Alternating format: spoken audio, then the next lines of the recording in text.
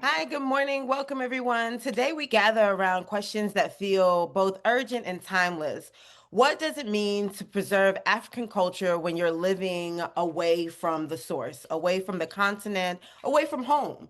Our panelists are doing this work in various angles through initiative building, performance, and film.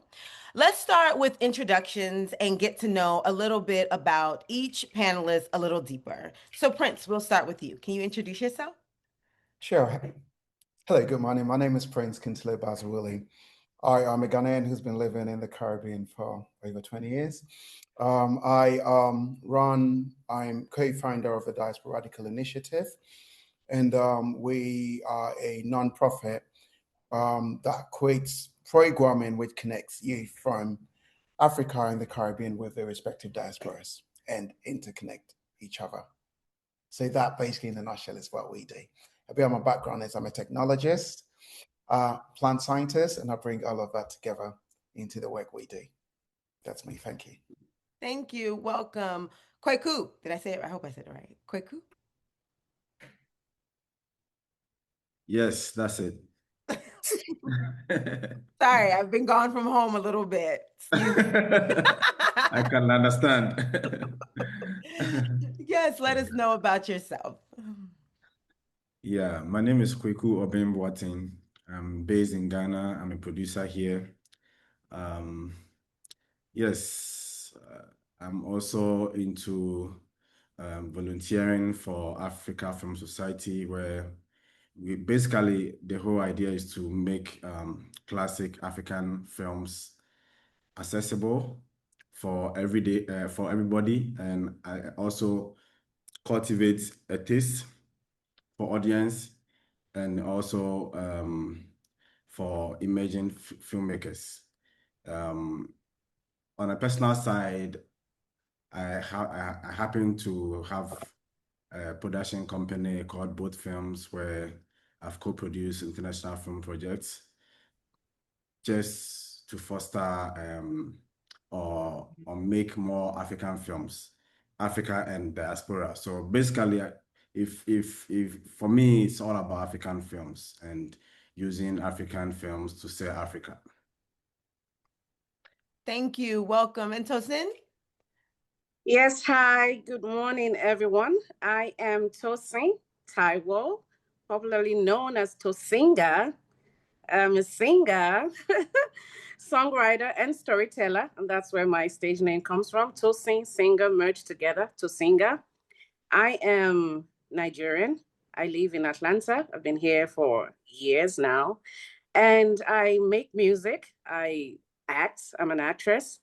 And I'm mainly known for pushing African culture in the diaspora through music, through storytelling, film, and stage. Thank you. Thank you, and welcome everybody. Please drop your questions in the chat. We will be, this is a house, like, even though we're virtual, just think of it as a dinner table, breakfast table, whatever you need.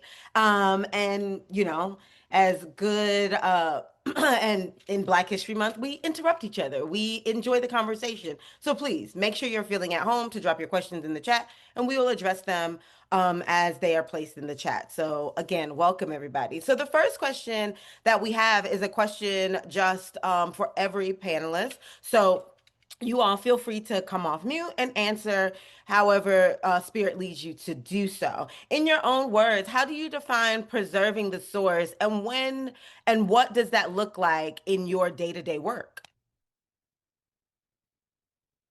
Everybody don't all rush to the unmute button. I will volunteer some people. Any, many, many more? Okay, I'll go first. Oh, Oops. okay, It's go ahead, early, Prince. guys. Sorry. Hey, sorry, I'm tasting ladies first. I was gonna have you go, please. Oh, okay, no problem. Well, day to day. So the music that I do, I incorporate my Yoruba language. There's a running joke that God created the world with Yoruba. I believe that. I believe it. Yoruba.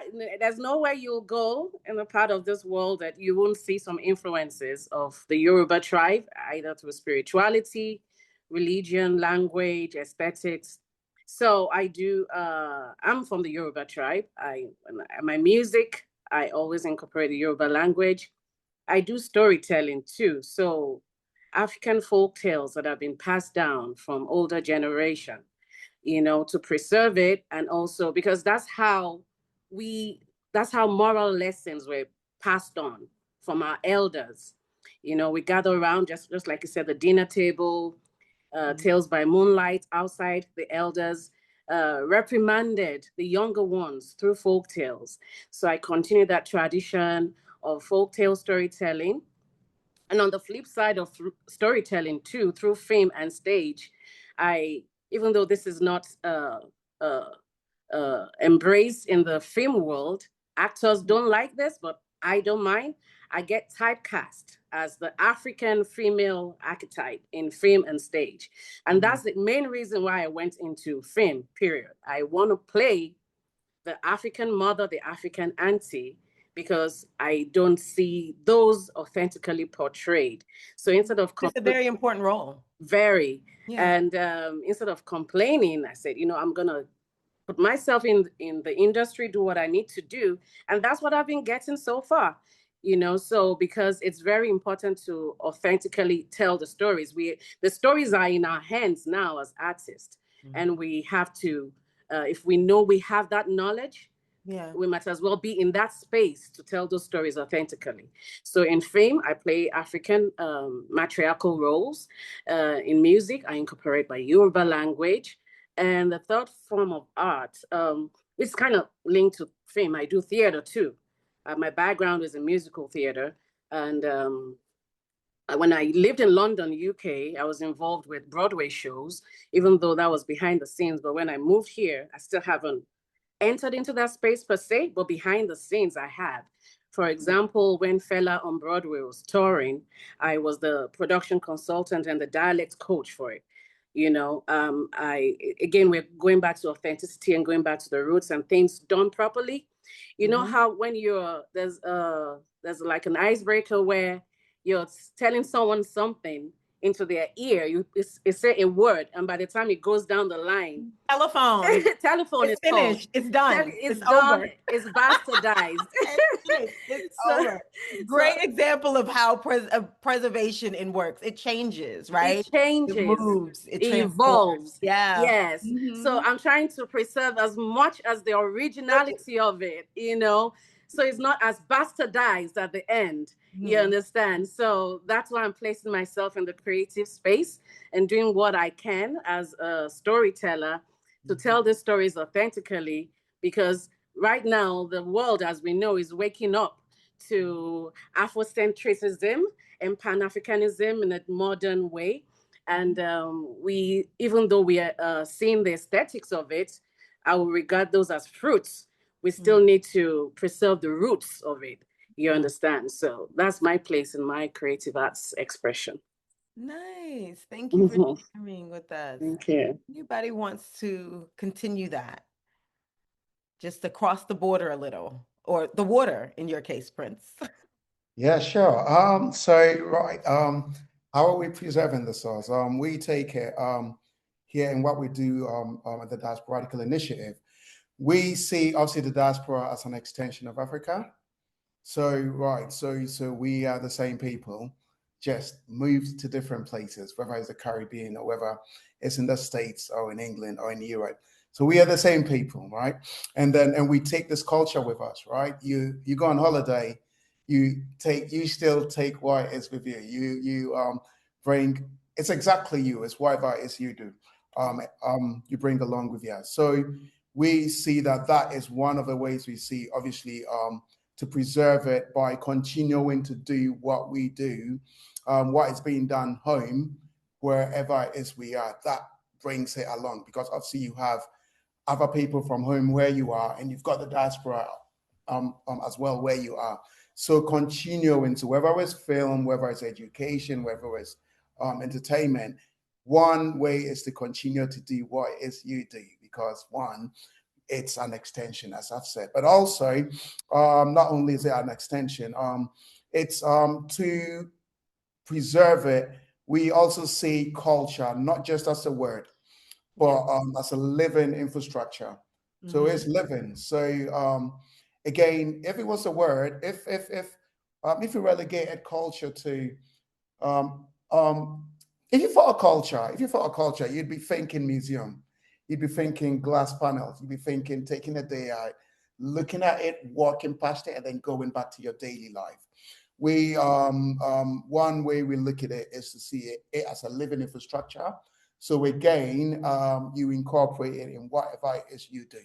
So, for example, if you're a teacher, you take the aspects and you teach.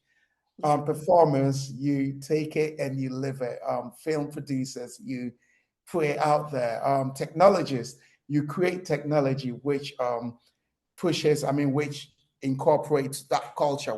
However you interpret it, is you take that and you put that into it. So that is another way we see um, preserving the source, because then and also and another thing is as you can see, I mentioned quite a few things like culture and technology. We see it also as, in order to preserve it, it shouldn't be in a silo. It shouldn't be I am just a performer and that is where I am, because then you leave your performance at and then you go and you leave your culture behind. You produce film in that role, you leave and then you leave that. So we see it not as a silo, but as a disciplinary, everything interconnected, so that you find ways, how do I bridge gaps between what I do? And then that naturally gets you to collaborate, to find other people in the space pushing, so that you build an ecosystem overall where I need film and I know there's someone, a practitioner who is pushing the culture. I need music, there's a practitioner, we need tech, and then we slowly and we all interconnected. So once we are interconnected from multi-disciplines, each doing what it is we do, and knowing that it's a living, it's now, it's present, we use it in whatever we do, we would naturally preserve it, because in every facet of what we do, culture is there, because we've set the infrastructure or the framework to keep it alive. So that would be one of the ways we look, or a few other ways we look to preserve this culture. Yeah, and define it and move it forward, right? Yeah. And Kwaku, you're in film. So how are you preserving or defining preserving the source in your discipline? Okay. So I'll start with a little background for the film industry in Ghana. That's where I find myself. For our founder, Kwame Nkrumah, he understood the preservation of our culture through film. So initially, the colonial government introduced film as a tool for propaganda. So that's the first time Ghanaians or Africa had to engage with film, mostly for propaganda. But after independence, our founder, our first president, Osajifo Dr. Kwame Nkrumah, saw the need to use film to talk to the population, direct the population, preserve the culture. So he invested heavily in the film industry. I think in the sub-Saharan Africa, Ghana was one of the few countries to have an ultra-modern studio to make their own films, and also bought a lot of cinemas from the previous colonial administration, and just to be able to use film to sort of use as a cultural light bearer. And then after his overthrow, successive governments in the 80s and 90s some of these cultural institutions like the film studios and the cinemas were privatized under the IMF structural adjustment program. They deemed it not to be profit oriented. So some of these cultural institutions were privatized. And I don't know, maybe they also knew the impact of film and these cultural institutions on the society. So Nkrumah knew and understood and invested in it heavily. This is where we come in from Africa Film Society and also both films and me myself as a producer. So inheriting the vacuum, I mean, after they sold the institutions, some Ghanaian filmmakers were making private films from their own pockets and the little they can. But when in 2016, when we wanted to make our first film, we realized that the taste for authentic Ghanaian or African cinema was not really there. Our screens were saturated with telenovelas and foreign films. So to develop a taste, yes. So I mean, on a typical day, prime time in Ghana, you find Indians speaking Twi on our national televisions. So to be able to get the audience, develop the taste for some of these films that we were able to produce back in the 70s and the 60s, we had to try and cultivate the audience. And that's how we introduce our free open air film program. It's called Classes in the Park, where we showed classical African films, not just from Ghana, but also from the continent and also from the diaspora, just to be able to nurture. Oh man, I think. Okay, coffee. Sorry. Yes. Can you still hear me? I can hear you. Yeah. Nice. Yes. So you started Classics in the Park to nurture new audience. Yeah. So learn from the past and to be able to nurture new audience for some of these films that we want to create. We're not trying to make the same films, but we also believe that there's a saying in Ghana called Sankofa. You learn from the past to influence the future or the present. So basically, that's what we try to do. And in a way, I see this in correlation with the theme for this event, protecting the source. We did that through getting the old films and also making it available to the public.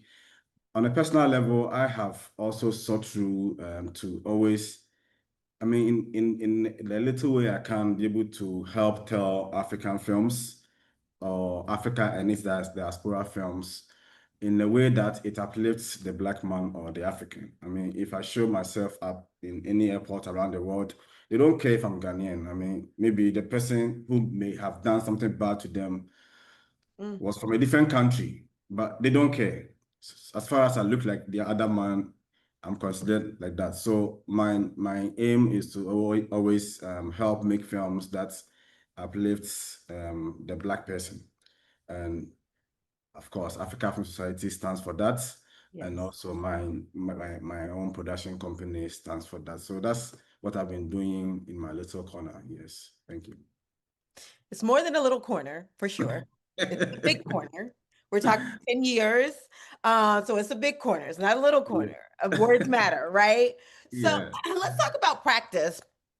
We talk about cultural preservation, and Prince, you touched on this, and so did you, Toussaint, about the abstract form of culture. But when it comes to the practicality of it, it's a different engagement that is needed. Each of you have built something, a platform, a body of work, a community around keeping African culture alive and relevant in the diaspora as well as on the continent, just as you just said, with your beautiful history lesson, as well as bringing it to the forefront, the Sankofa of it all. So I would just want to take individual disciplines and talk a little bit about them. We'll start with you, Prince. When you decided to found and push forward the initiative of Diasporadical Initiative, what void did you set out to fill? And what was the radical preservation in the act on ground in Barbados?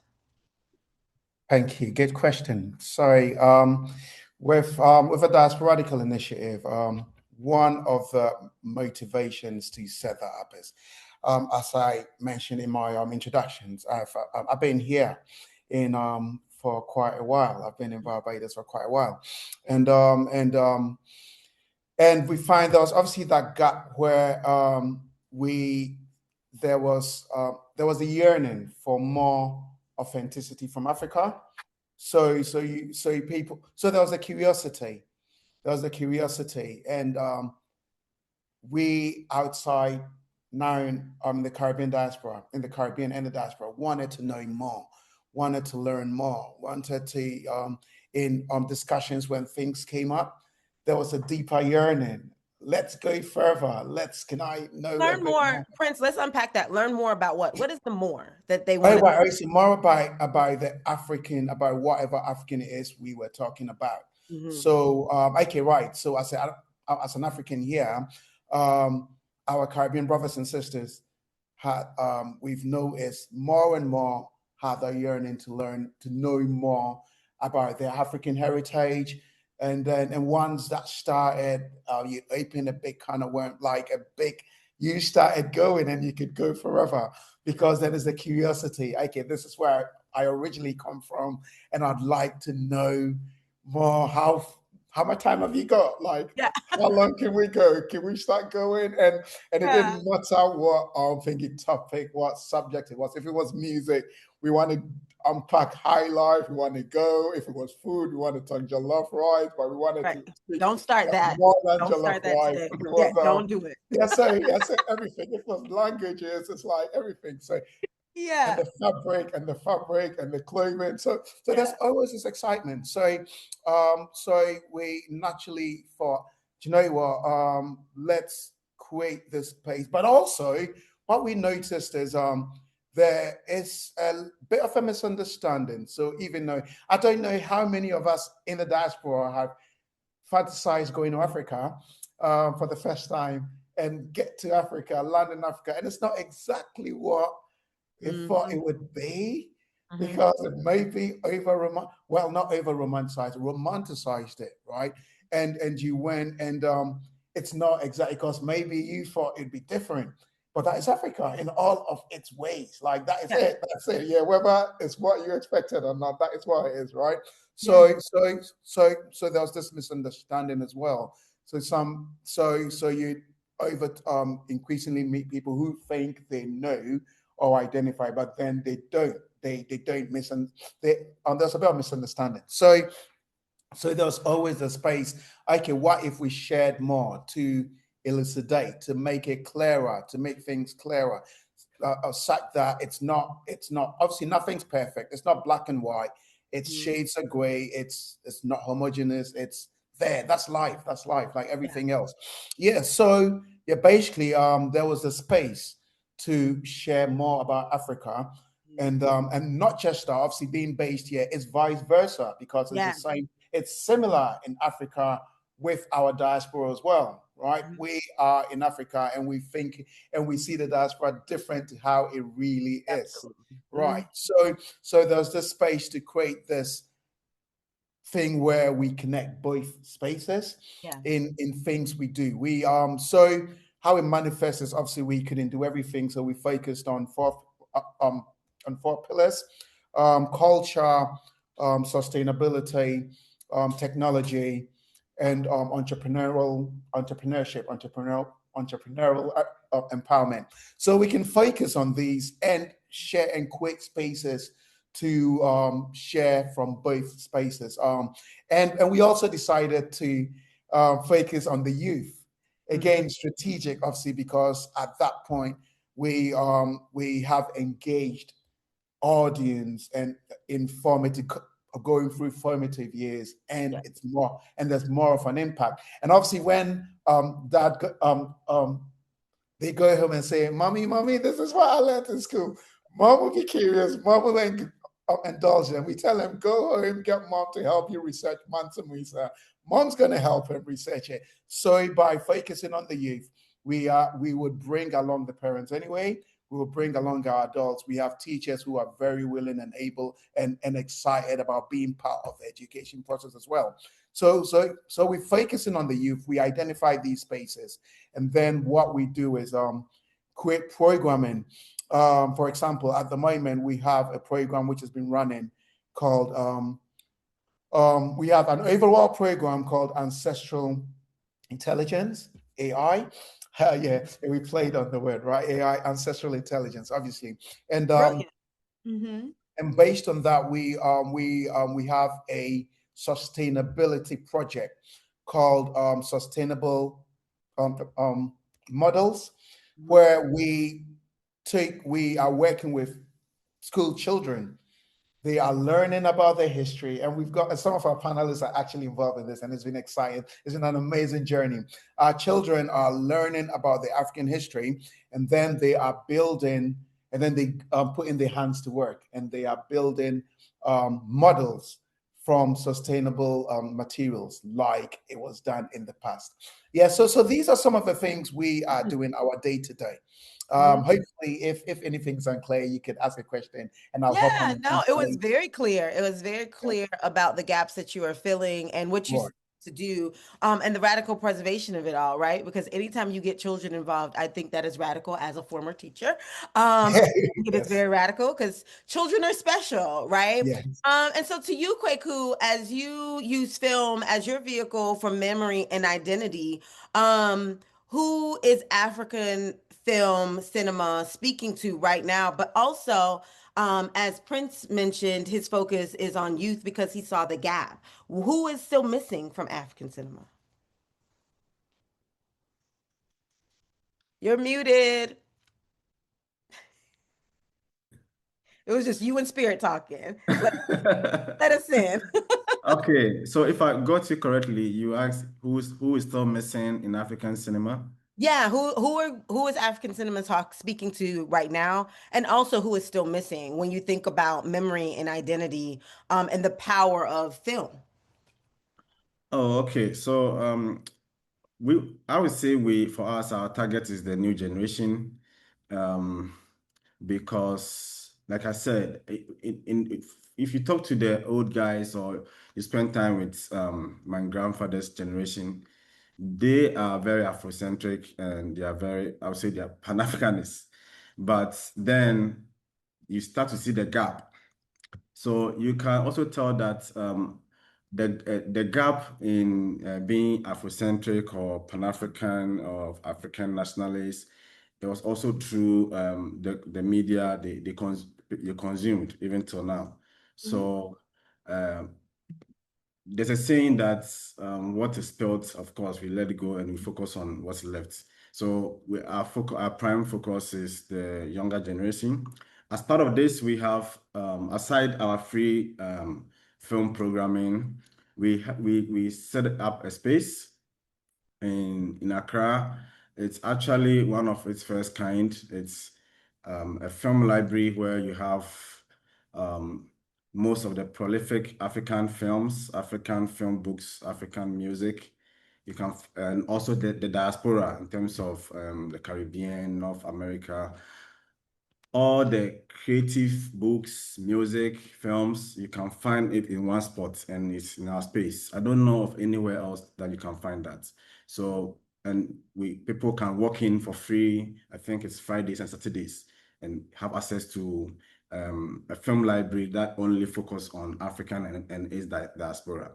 And aside that, we also have a 40-seater art house cinema where people can come and watch some of these classical African films that ordinarily you wouldn't find anywhere.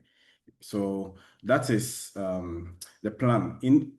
Our bigger picture is to be able to, in the future, people can walk in from Barbados, from anywhere, as long as you're from Africa or African descent, you can bring your script and African Film Society will produce it. That's a bigger picture. I think in my earlier submission, I forgot to mention the founder of our organization, Blitz Bazawule. He's Ghanaian, based in the US. He directed The Color Purple. His first film, which I co-produced with our ace producer and actress, Amakia Rebese. So Blitz is the one who founded Africa Film Society. Yes. So to talk about who is missing, that's a difficult answer. I mean, for us, I think we are focused on providing the solutions. As to who is missing, I can't tell for now. But as far as we are consistently working, it's been 10 years. Whoever is missing will be found at some point. That is such a traditional Ghanaian answer. I love that for us right now. That was that was your grandfather entering the room. I love that for us. Yeah. They'll be found. Sorry, guys. Sorry. Will be found. Yeah. Okay, let me focus. Anyway, thank you for sharing that. Yeah, you all have a beautiful space that does offer a lot to identity and memory in Accra, Ghana. So if you're ever there, you should definitely check it out, the library and the space. Susan, if we can go to you and talk about your use of music and storytelling and performance as your tools. How do you decide what stories need to be told the most? Because you just explained to us about you feel very connected to a particular role, right? And then, but also, how do you carry the cultural weight without it feeling like a burden? Thank you. Just like Prince touched on the vision of Diasporadical Initiative targeted towards children, that's the angle that I also come from. In the storytelling aspect of it, it's folk tales, children's stories. Children are very impressionable, and that's the best time to shape their minds of how powerful they are and how strong they can be. So I'm taking this so-called historical African folk tales and reimagining them in formats that they can easily digest, and speaking of ancestral memory, most of these folk tales kind of already made their way into the culture in the Black diaspora. For example, the Ijapa Yoruba folktale story is likened to Anansi in Ghanaian folklore, is actually the same as the Brer Rabbit in African American folklore. Is the same antagonist as the sneaky subject. It was just like I said with the telephone, it's changed over time. The animals were replaced. As a spider in Ghanaian folklore. It's the tortoise in Yoruba folklore. There's a rabbit in African American folklore. So all the stories are my tools, and the children are my audience in that aspect. There's different aspects to the storytelling, but I'm just focusing more on the folklore. And I don't know if you asked me this question, but the void I'm feeling, usually I get a lot of invitations. We're in Black History Month in February. I mean, African history should really be a curriculum in schools. It's been the flip. When we were growing up back home in Nigeria, we never learned about African history. Whatever we learned was maybe our grandmas and the elders, and just listening to conversation and the music and performances that we might have access to. But so since it's not part of the educational and academic curriculum in the diaspora, I'm presenting this in formats that are major platforms of expression in today's modern technology. So I'm talking TikTok, I'm doing daily Yoruba proverbs, because when the elders spoke to us, they spoke to us in proverbs. When they reprimanded us in proverbs. So I'm doing Yoruba proverbs on TikTok. I'm doing African folk tales at festivals in the children's corner. I'm always there. In schools during Black History Month, that's when I get the invitation to come speak. So yeah, those are one of the ways. And another aspect that I forgot to mention that I'm also gearing towards is the wellness practices, the wellness practices of the indigenous African. How did we heal ourselves? So in a way, I'm kind of merging the music, the creative arts into wellness, how we use rhythm and music to heal ourselves, the rhythm of the drums, the movement of our bodies, and the breathing, and how we can, express ourselves spiritually to heal ourselves. Because when dealing with the Black diaspora, we're not just dealing with anything surface. We're dealing with ancestral memory, ancestral trauma. So I, as an artist and as a storyteller, I'm touching on those aspects starting from the children and to Black diasporans who want to feel connected, who want to reflect and release. So I hope I answered the question. I think I dealt. I think no, I you did. No, you did. You did. Yeah. You did. You talked about, not how do you not carry the weight of it, right? And you talked about the wellness of it. And you talked about also focusing on proverbs. And then you talked about also the fact that you lean into the connectivity of it all, right? The way that I still say Anansi in my Jamaicanness. And then the Brer Rabbit, and then you tied it back to the Yoruba folklore. So all of that you did answer. You did answer the question. So thank you. So we want to move into power. And I want to shift to the word power, because preservation isn't just culture, isn't just a cultural act, it's a political one, right? As a preservationist here, it is something that I had to deal with, reckon with. Sometimes I'm like, let's just tear it all down and rebuild, and I have to go back and rethink, like, that's not preservation in the worldly sense, because if you tear it down, then it's non-existent, right? So it becomes a very political space. Preservation does, especially when you decide what to preserve, what not to preserve, and then who decides what to preserve and what not to preserve.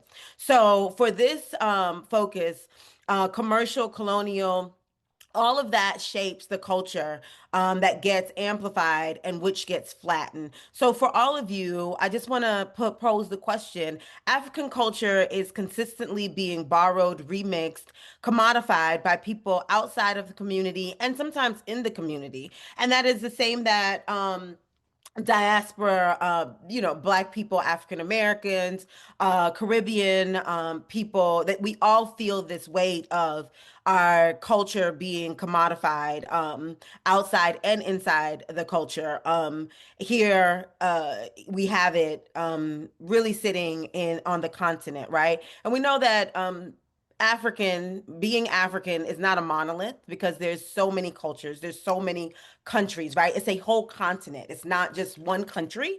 So when we speak about African culture, we're speaking about it as it not being a monolith. So when we talk about protecting it in the sacred way, will you share how you feel about it, and then also how do you protect it in totality, not just in a silo? So whoever wants to go first would be great. All right, everybody. So, I could get the ball rolling. That's okay. Yes, Just thank you. start, and everyone else to contribute. So yes, I do agree with you.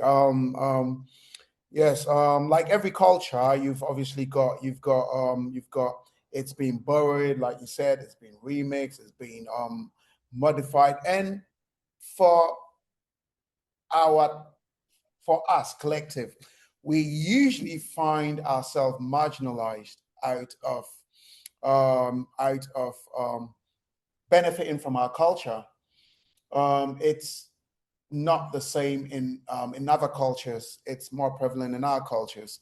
For example, I'm just going to use this as a random example. If you bought an Italian bag, there's deep lineage to that Italian bag. It goes all the way back to a family, to a name, which can only be Italian, and it pushes all the power, very likely monetary as well, because obviously economic power is key as well. It very likely goes all the way to a source, which is undeniable, and you could almost say that, okay, yeah, they are eating in our words, right? They're eating. They made it, they're eating. That can be said all the time for our. Obviously, there's some of us who are doing it, and we're very glad, and we keep continuing to do and benefit from our hard work and everything. But for example, we all know this Ghana must go back, right? We all know the Ghana must go back, and if you and for those who don't know the Ghana must go back, I don't know the exact origins because it's everywhere, but that's the checkered bag made out of plastic. It's a checkered bag, and it's everywhere. It's apparently the origins are not actually Africa, but like almost everything, like our anchor and everything. I don't know. It's got a really interesting, exciting history. But anyways, yeah, we know that Ghana must go back, and you would say it's African, right? You say, oh, that's the African auntie's bag, that's the African mom's bag. You go in the airport, you see moms with it everywhere. Anyway, it's resurfaced in high fashion. And now, those bags you literally buy, even now, even in this economy, you literally buy for 15, is it 10 Ghana city? I don't know, in Accra, you still buy them for really, really cheap. Have resurfaced in as thousands worth in high fashion, and like and are we benefiting from it? I can most definitely say no. Right, and that's just one thing. Obviously, research is also showing that things, a lot of the designers whom we throw so much money from, get the elements from us, from our our symbols, our stories, and all of that, and we usually do not benefit from it. So I've just used this as a precursor to say that yes, we do see that happening in terms of the commodifying, borrowing, remixing, and most of the time we are left out of the equation. What we say is obviously with regards to power, we need to own our systems. We need to create these. We need to. I had this conversation fairly recently about institutionalizing what is we doing. We need to, so that we need to be able to take what in whatever space we're working in what we're doing. We need to get to a position where we own it. So whether it's taking patents out, doing whatever it is we have to do, we need to make sure that this intelligence we're sharing, we are in a space, we own it. So yes, ownership is key. Ownership is key. And I'll just again go a little bit just to show you what power we may be throwing away. Well, not throwing away, but you've got mobile money, which is the biggest, is one of the biggest. Mobile money is intrinsically birthed. And again, I'm not going to go into the origins of who, but without the continent of Africa, there's no mobile money in the scale it is at the moment, because it came from being fused with very traditional local systems like the susu and the way things are done organically in Africa, and it's birthed a multi-billion-dollar industry. Right. At least we know that a lot of the stakeholders are African, which is a good space. But that just gives an example of what potential, and not just that, but economic potential comes from our IP, so to speak. You've got things like, I'm just going to throw this, you've got things like the Black Panther series again. Like it's made billions, hasn't it? And it's come off a story which is intrinsically African. Right? It's come again, it's tapped into our source. And this also just shows that potential not just monetary, because it's cultural, it's influence, it's financial, all of these things, that big potential. So what it is we begin to stake our ground and take ownership. Of course, we work with partners. We work with partners who are ready to work with us to build. But ultimately, if it's your IP, you own your IP, and you create something which you own, because that obviously, because there's immense power in what it is we have to, in what it is we hold. And that's how I will set the ball rolling with regards to power. Yes, I hope I did digress. And before I go to it, I'll just say real quick that yes, I do. You did mention in your previous answer about things being relegated to Africa awareness and should be in the curriculum a bit more. It really should. And these are some of the things the Diasporadical Initiative is pushing to get things present in the schools and programming out there to be for everyone to partake in outside just the African Awareness Month, which is in the similar space and time to Black Awareness Month in the Caribbean and in Barbados. So I do agree with you on that, and we need to continue to work to push it so it's not relegated to just one month. Yes. Yeah, thanks. Yeah. Well, and in my household, as my mom would say, Blackness is every day, 365. So, you know, celebrate it every single day. We live in it every single day. And while it is February, it is something that is lived every single day. So I think being able to just live that and breathe that, and we're doing the work, right? Everyone here is doing the work. So it goes beyond just the 1 month. And I think that is beautiful. I do have a question in the chat that I want to just enter into the conversation. The question in the chat is, what are the commodities that you see throughout the diaspora, and how do you try to express that in your work and create a bridge? As we're talking about the months and being relegated and being in silos, how do you create a bridge with the commodities throughout the diaspora and on the continent?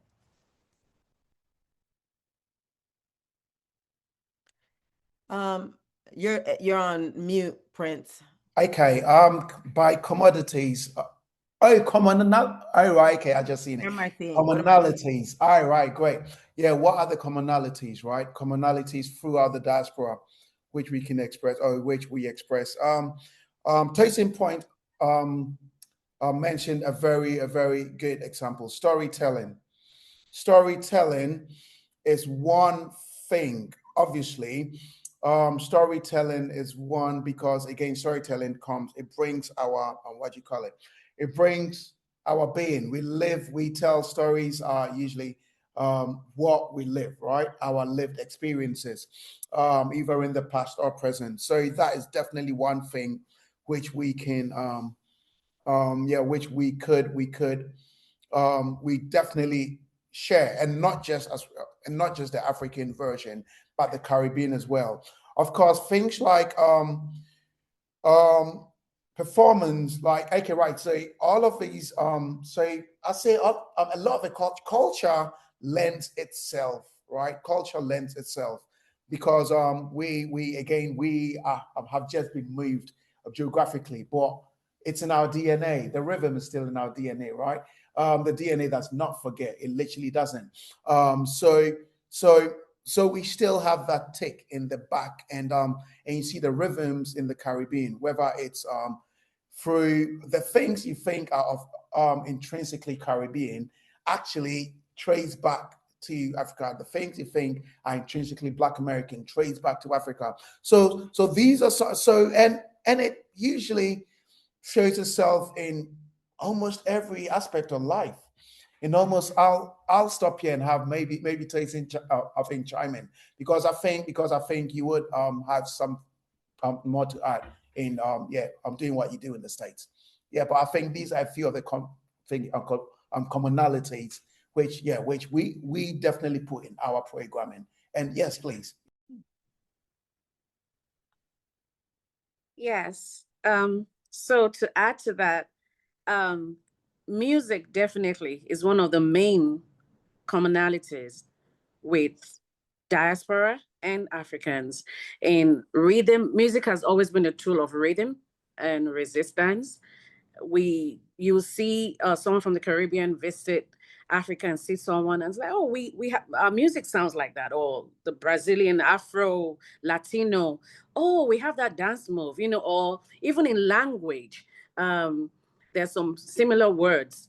There's some like I previously said, the root is the same, but the fruits might be different.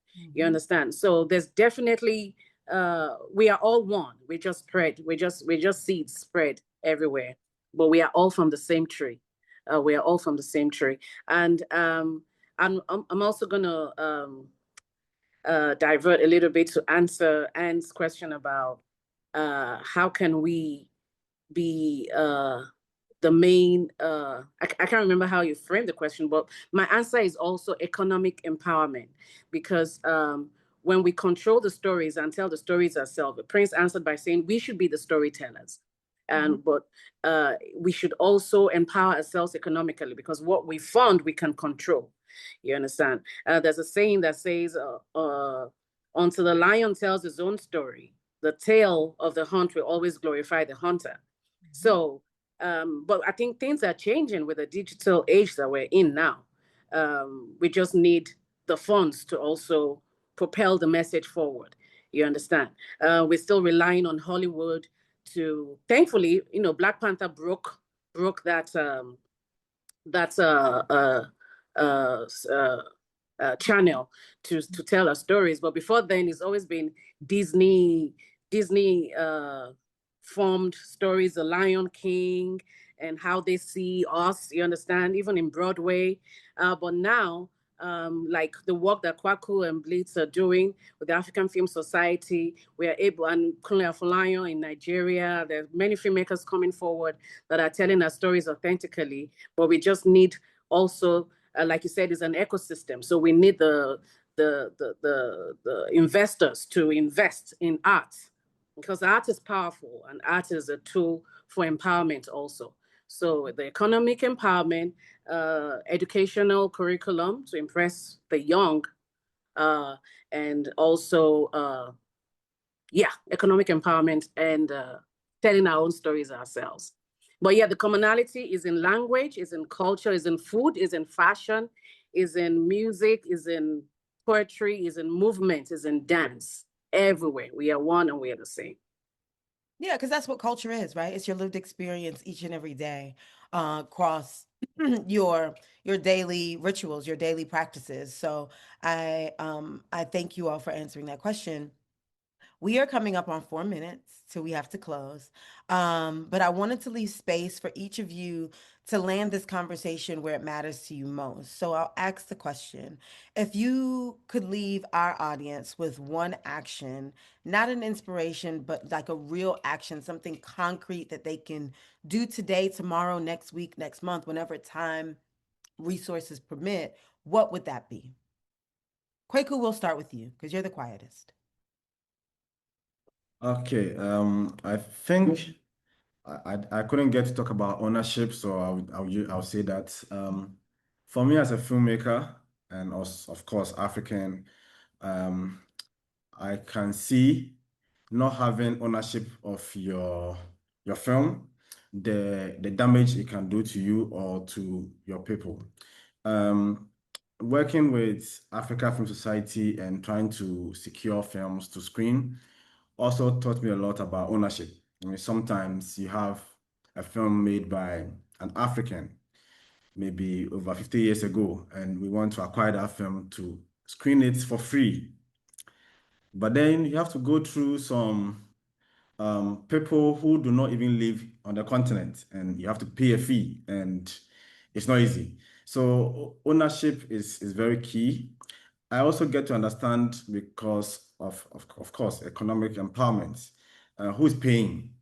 I'm not the judge. I cannot blame the filmmaker, because maybe the film needs to be made at some point, and ownership and the rest of the fights or problems maybe later on, but at least the film was told. So one thing I will leave for all of us is we should try as much as possible to be able to take ownership of our contents.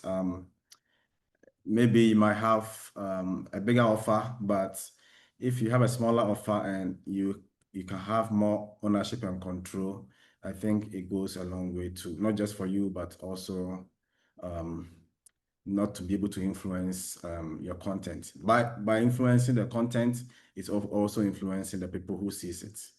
Thank you. Yeah. I'll make mine short and sweet. If you're in the diaspora, visit one African country of your choice. In your lifetime, if you've never visited, save and visit. Thank you. Prince, you're closing us out. Yes, right, so I'd say we should pay attention to our ancestral intelligence. Because it's a system of thinking, right? Let's tap into it. And I'd use an analogy with what we do with a school with a class 2 children.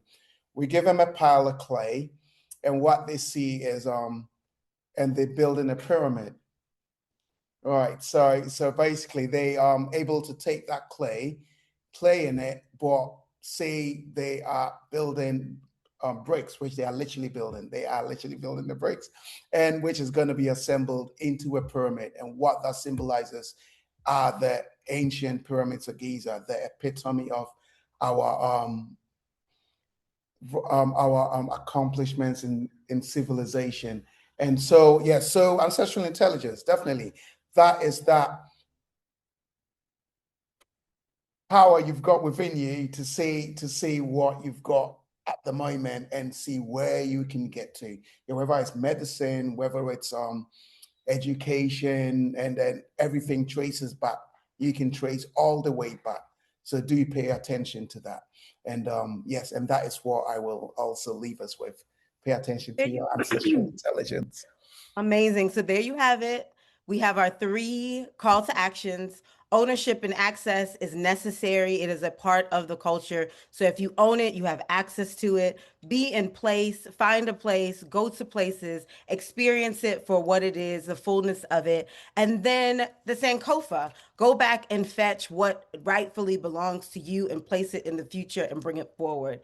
Thank you all. Thank you to our panelists for bringing your expertise, your lived experience to this conversation. Culture is definitely not inherited, only it is something that we choose to carry forward, and you all are doing it every day in your daily lives. You've shown us how it works. You've shown us the power of it, the possibility of it, and we completely honor you in that practice. So thank you all for joining us today, and this concludes our program.